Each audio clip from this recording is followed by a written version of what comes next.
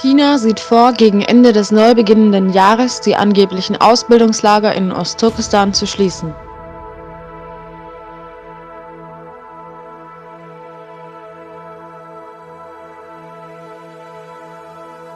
Im Jahr 2017 begann das Land Türkischstämmige in den Umerziehungslagern zu sammeln. Tausende unter ihnen sind Folterungen zum Opfer gefallen. Neben der normalen Bevölkerung internierte die chinesische Regierung auch wohlbetuchte und bekannte uigurische sowie kasachische Persönlichkeiten.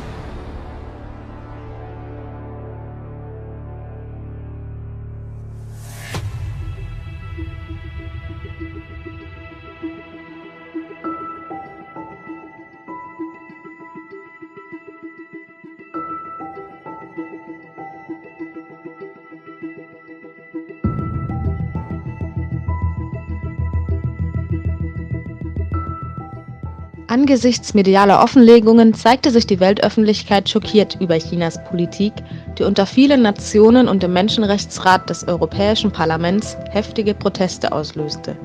Chinas anfänglichen Leugnung der Internierungsstätten zum Trotz wurde es später durch den Druck der Weltöffentlichkeit gezwungen, die Existenz der Lager anzuerkennen.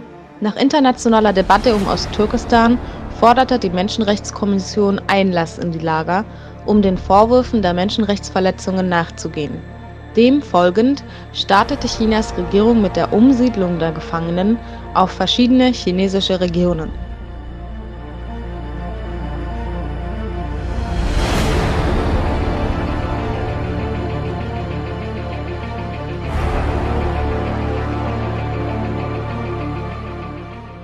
Derzeit sind etwa 4 bis 5 Millionen Uiguren und Kasachen aus fadenscheinigen Gründen inhaftiert, während die angehörigen Familien, vor allem die Kinder in der Heimat, im chinesischen Sinne zwangsassimiliert werden.